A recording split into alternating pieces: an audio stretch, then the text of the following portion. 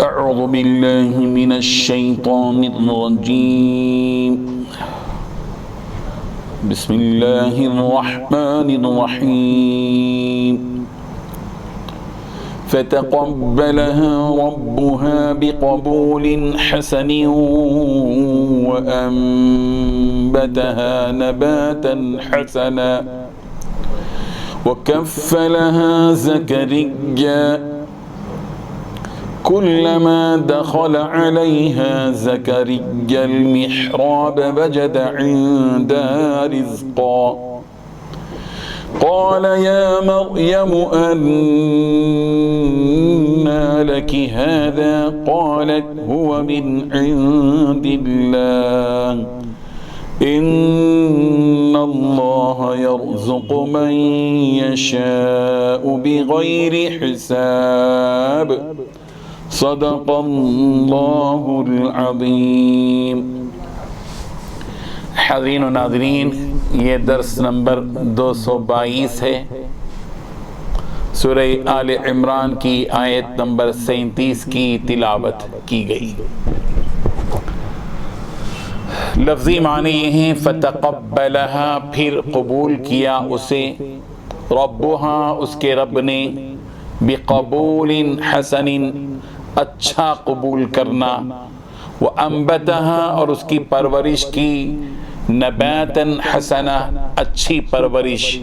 وَكَفَّلَهَا، اور ان کی کفالت کی، زکریا، حضرت زکریا نے، کلما، جب بھی، دخل، داخل ہوتے، علیہا، اس پر، زکریا، حضرت زکریا، المحراب، حجرے میں، تو وجدہ، پاتے، عندہا، ان کے پاس، رزقا، کچھ رزق،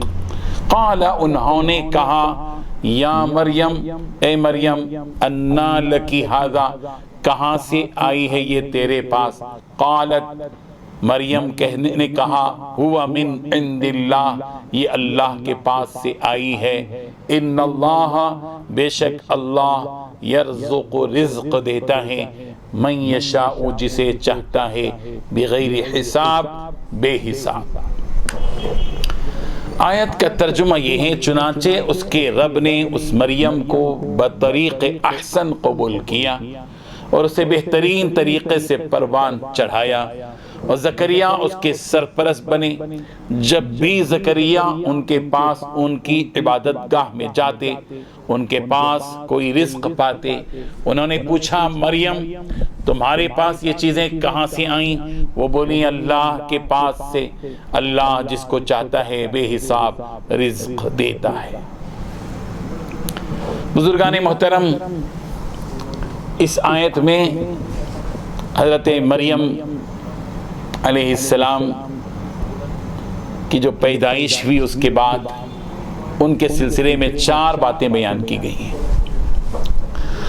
سب سے پہلی بات تو یہ ہے کہ اللہ تبارک و تعالی نے یہ خوشخبری عطا کی حضرت حنہ کی اس نظر کے بعد کہ حضرت حنہ نے اپنی نوزائیدہ بیٹی کو اللہ کے لیے قربان جب کیا، وقف کیا، تو اللہ تبارک و تعالی نے اس کو بہت اچھے طریقے سے قبول فرمایا، بہت پیارے انداز میں اللہ نے اس کو قبول کیا، احسن طریقے سے، اعلیٰ انداز میں اللہ نے ان کی اس قربانی کو قبول کیا۔ حضرت مریم کی والدہ حنہ نے جس جذبہ صادق کے ساتھ اپنی بیٹی مریم کو اللہ کے حوالے کیا، اور تو اللہ تبارک و تعالیٰ نے ان کے دل کی کیفیت کے مطابق اس کو قبول کیا۔ اس سے یہ معلوم ہوتا ہے، سبق ملتا ہے کہ بندہ جس کیفیت میں ڈوب کر عمل کرتا ہے، جس قدر ڈوب کر عمل کرتا ہے، جس کیفیت میں سے سرشار ہو کر اللہ تبارک و تعالیٰ کی خدمت میں کوئی عمل پیش کرتا ہے، اللہ اسی اعلیٰ انداز میں اس عمل کو قبول کرتا ہے۔ ہم قربانی کرتے ہیں، ایک قربان تو یہ کہ آپ نے جامن لایا اور لا کر بس لٹا دیا اور چھری چلا دی اور اس کا گوشت تقسیم کر دیا اور کچھ کھا لیا، ظاہر بات ہے کہ یہ بھی ایک قربانی ہے، لیکن ایک قربانی یہ ہے کہ اس جانور کو خوب کھلایا اور پلایا، پھر اس کی محبت پیدا کی، اور پھر اس کی محبت پیدا ہونے کے بعد باوجود یہ کہ جی چاہے کہ اس کو نہ کاٹے، ذبح نہ کرے، مگر اس نے پوری کیفیت میں حضرت ابراہیم علیہ السلام کے اس عمل کو سامنے رکھ کر قربانی کی، تو اللہ کو وہ عمل زیادہ محبوب ہے۔ کیفیت مطلوب ہے، کوانٹیٹی نہیں، کوالٹی مطلوب ہے۔ ظاہر کا جو عمل ہے اعضاء و جوارح سے ہوتا ہے، اس سے بڑھ کر دل کی کیفیت مطلوب ہے۔ ہم نماز پڑھیں، ایک نماز تو یہ ہے کہ ہم نماز پڑھیں، رکعت باندھی، ہم نے کچھ سورے پڑھ لی اور پھر رکوع کیا، سجدہ کیا، قاعدہ کیا، سلام پھیر دیا، یہ بھی نماز ہے۔ لیکن اس کیفیت میں ڈوب کر نماز پڑھنا کہ آدمی اس تصور کے ساتھ نماز پڑھ کے میرے رب کو دیکھ رہا ہوں، میرا رب مجھے دیکھ رہا ہے، میں اس کی تعریف کر رہا ہوں، میری تعریف سے خوش ہو رہا ہے، میں رکوع میں جا رہا ہوں، میرے رب کے قریب ہو رہا ہوں، پھر میں سجدے میں جا کر اپنے رب سے میں پیار کر رہا ہوں۔ یہ کیفیت جو ہوتی ہے وہ اللہ کو مطلوب ہوتی ہے۔ حضرت حنہ نے جس کیفیت کے ساتھ اپنی بیٹی کو اللہ کی راہ میں وقف کر دیا، اللہ کو اتنا پسند آیا کہ اللہ نے خوشخبری دے دی کہ وَتَقَبَّلُهَا فَتَقَبَّلَهَا رَبُّهَا بِقَبُولٍ حَسَنٍ، اللہ نے بڑے احسن انداز میں، بڑے پیارے انداز میں، بہت اچھے انداز میں ان کی اس نظر کو اللہ نے قبول کر لیا۔ دوسری بات جو بتائی وہ یہ کہ وَأَنبَتَهَا نَبَاتًا حَسَنًا، حضرت مریم کی جو پیدائش، جو پرورش ہوئی، اللہ تبارک و تعالیٰ نے اپنی قدرت اور طاقت سے ان کے ایک ایسے کرشمے کے انداز میں ان کی پرورش کی۔ روایتوں میں آتا ہے کہ عام بچے ایک سال میں جتنے بڑے ہوتے تھے، جتنی نشو و نما ان کی ایک سال میں عام بچوں کی ہوتی ہے، ایک دن میں مریم کی اتنی نشو و نما ہوتی تھی، اتنی بڑھوتری ہوتی تھی، اتنے بڑھتے تھے۔ اللہ اکبر، قدرت ہے،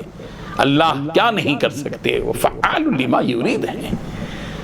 ہم بھی چاہتے ہیں انا ارید وانت ترید واللہ یفعل ما یرید، ہم بھی چاہتے ہیں، ہم بھی ارادہ کرتے ہیں، ہمارے ارادہ سکسیسفل ہونا ضروری نہیں ہے۔ اللہ جب ارادہ کرتے ہیں تو اس میں کوئی قانون نہیں ہوتا، اس میں کوئی حد نہیں ہوتی، اللہ اپنی شان سے کرتے ہیں۔ کیا بعید ہے اللہ کے لیے یہ بات کہ اللہ کسی بچے کو کیا کسی بچی کو ایک دن میں اتنا بڑھا دے جتنا ایک سال میں ایک بچہ عام طور پر بڑھتا ہے۔ حضرت مریم کی خصوصیت یہ تھی وَأَنبَتَهَا نَبَاتًا حَسَنًا، بہت اچھے انداز میں اللہ نے ان کی پرورش کی، خصوصی انتظامات ان کے کیے لئے کہ قدرتی چیزیں ان کو دی گئیں، برکت والی چیزیں، طاقت والی چیزیں، صحت والی چیزیں ان کو اللہ نے دی۔ تیسری بات جو اللہ تبارک و تعالیٰ نے بتائی وہ یہ کہ وَكَفَّلَهَا زَكَرِيَّا، حضرت زکریا علیہ السلام نے مریم کی کفالت کی۔ مریم کون تھے؟ خالو، مریم کے حضرت زکریا خالو تھے۔ جب حضرت مریم کو لے جا کر انہوں نے حضرت حنہ نے لوگوں کے پاس پیش کیا، روایتوں میں آتا ہے کہ حضرت مریم کو کپڑا لپیٹا اور سیدھے لے گئیں پیدائش کے بعد، اور پورے لوگ جو بیٹھے ہوئے تھے مسجد میں ان لوگوں سے کہا جو مصلی تھے، حضرت عمران کو تو وہ جانتے تھے، وہ امام تھے، سابقہ امام تھے، کہا کہ عمران کی بیٹی ہیں، میں نے ان کو وقف کیا ہے، یہ اس کو قبول کریں۔ تو اس وقت میں حضرت مریم کی کفالت کے لیے کئی لوگ امڑ پڑے، کہنے لگے کہ ہم ان کی کفالت کریں گے، یہ تو عمران کی بیٹی ہے، جیسے کہ آج بھی ہوتا ہے عقیدت میں فلاں مولانا کی بیٹی ہے، فلاں کی بیٹی ہے، بالکل اسی طرح امام صاحب کی بیٹی ہے، مرحوم امام، اور زیادہ جذبات ہوتے ہیں، تو ان کی کفالت کے لیے کئی لوگ تیار ہوئے، یہاں تک کہ قرعہ ڈالنے کی نوبت آئی۔ چنانچہ نہر اردن کی طرف 29 آدمی گئے جو اس بات کے دعوے دار کی کہاں تھے کہ ہم جو ہے کفالت کریں گے۔ نہر اردن میں جا کر انہوں نے جو ہے اپنے اپنے قلم ڈال دیے، اس ارادے کے ساتھ ڈالے کہ جس کا قلم کھڑا ہوا ہوگا وہ مریم کی کفالت کرے گا۔ ظاہر ہے کہ قلم ڈال دیا جاتا ہے تو جو اس طرح پڑا ہوا ہوتا ہے سطح پر، لیکن جب 29 آدمی گئے اسی امید کے ساتھ کہ ہمارا قلم کھڑا ہوگا تو مریم کی ہم کفالت کریں گے، اس میں حضرت زکریا بھی گئے 29 آدمیوں میں، سب نے اپنے قلم نہر اردن میں ڈال دیے، سارے کے سارے قلم سوتے پڑے رہے، لیکن ایک قلم جو حضرت زکریا کا تھا وہ بالکل ٹہرا رہا، اور قدرت کی طرف سے یہ انتظام تھا اس لیے کہ زیادہ حقدار تو حضرت زکریا ہی تھے، کسی کی دل شکنی بھی نہیں ہوئی، حضرت زکریا نے ان کی کفالت کی۔ اس سے یہ بھی معلوم ہوا کہ یتیم کی کفالت یہ قرآن مجید سے ثابت ہے۔ اللہ اکبر، یتیم کی کفالت قرآن مجید سے ثابت ہے۔ آج کوئی کفالت دینے کے لیے تیار نہیں، بہت کم لوگ ہوتے ہیں جو خوش نصیب ہوتے ہیں کسی کی کفالت میں، اس کو یتیم کو لینا، اپنے ہاتھوں میں اس کو پالنا، اس کی پرورش کرنا، اس کی نگہداشت کرنا، اور پھر کو پروان چڑھانا، یہ بہت بڑا کام ہے۔ اس کفالت وکفلھا زکریا، حضرت زکریا علیہ السلام نے کام انجام دیا کہ حضرت زکریا نے اس کی کفالت کی۔ چوتھی بات جو یہ بتائی گئی وہیں یہ ہے کہ حضرت زکریا علیہ السلام نے حضرت مریم کے لیے ایک خاص بالا خانہ بنا دیا تھا، اس میں کسی کو جانے کی اجازت نہیں تھی۔ حضرت زکریا چونکہ ان کی پرورش کرتے تھے، ان کی کفالت کرتے تھے، وہی جاتے تھے۔ حضرت زکریا علیہ السلام جب بھی مریم کے پاس جاتے وہاں غیر موسمی پھل نظر آتے، قدرت کی طرف سے کوئی دیتا ہوتا نہیں تھا، لیکن اللہ تبارک و تعالیٰ کی طرف سے خاص انتظام مریم کے لیے تھا کہ ان کے لیے جو انہوں نے اپنی زندگی وقف کی، گویا ان کے لیے ان کو اللہ کے لیے وقف کیا گیا، تو اللہ نے ان کے لیے ساز و سامان کیا۔ غیر موسمی پھل، گرما کے پھل سرما میں نظر آ رہے ہیں، سرما کے پھل گرما میں، ہر قسم کے ہر موسم کے پھل وہاں پر موجود ہیں۔ تو حضرت زکریا علیہ السلام نے حضرت مریم سے پوچھا کہ انا لکی ھذا، مریم یہ کہاں سے آ جاتا ہے تمہارے پاس؟ تو انہوں نے کہا من عند اللہ، یہ اللہ کی طرف سے ہے۔ اس سے یہ بھی معلوم ہوا کہ اللہ کو جو بندہ پسند آ جاتا ہے اللہ اس کے لیے غیبی انداز میں اسباب پیدا کرتے ہیں، غیبی انداز میں اسباب پیدا کرتے ہیں۔ آج ہمارے یقین میں کمی ہے، آج ہمارے توکل میں کمی ہے، جس کی وجہ سے آج ہم محروم ہیں، ورنہ اگر بندے کا توکل اس پرندے کے جیسے بھی ہو جائے جو پرندہ صبح میں اپنی پنجرے سے نکلتا ہے، دن بھر دوڑ و دھوپ کرتا ہے، شام کے وقت میں صبح میں نکلتا ہے تو اس کا پیٹ خالی اور شام میں واپس دوڑتا ہو تو اس کے پیٹ بھرے ہوئے ہوتے ہیں، ان کی چونچوں میں اپنے بچوں کے لیے بھی کچھ نہ کچھ دانا پانی ہوتا ہے۔ یہ کون دے رہا ہے؟ کیا یہ پرندہ کوئی ملازمت کرتا ہے؟ اس کا کوئی بزنس ہے؟ اللہ جو ہے جیسے ان کو روزی دے رہا ہے ہم کو بھی دے گا۔ ہم کو چاہیے کہ ہم اپنے اندر توکل کریں، اور اسی لیے اللہ نے فرمایا ان اللہ یرزق من یشاء بغیر حساب، اللہ جس کو چاہتا ہے بے حساب روزی عطا کرتا ہے۔ اللہ تعالیٰ اپنے فضل و کرم سے ہم پر بھی اپنی نعمتوں کی بارش برسائے، اپنی برکتیں نازل فرمائے، ہم کو بھی بے حساب روزی عطا فرمائے، تاکہ ہم اس سے اپنی ضرورتوں کی بھی تکمیل کریں اور دوسرے اپنے رشتہ داروں کی، اپنے غربا کی، دوسرے لوگوں کی ضرورتوں کی بھی تکمیل کر سکیں۔ اللہ سے ہم مانگیں اسی چیز، صرف اپنے لیے نہ مانگیں، ہم وہ اتنی مقدار میں مانگیں کہ وہ چیز ہمارے لیے بھی کافی ہو اور ان لوگوں کے لیے بھی کافی ہو جو محروم ہیں یا سائل ہیں یا مستحق ہیں یا مجبور ہیں، بے بس ہیں۔ اللہ تعالیٰ عمل کی توفیق عطا فرمائے۔ وآخر دعوانا ان الحمد للہ۔ لا الہ الا اللہ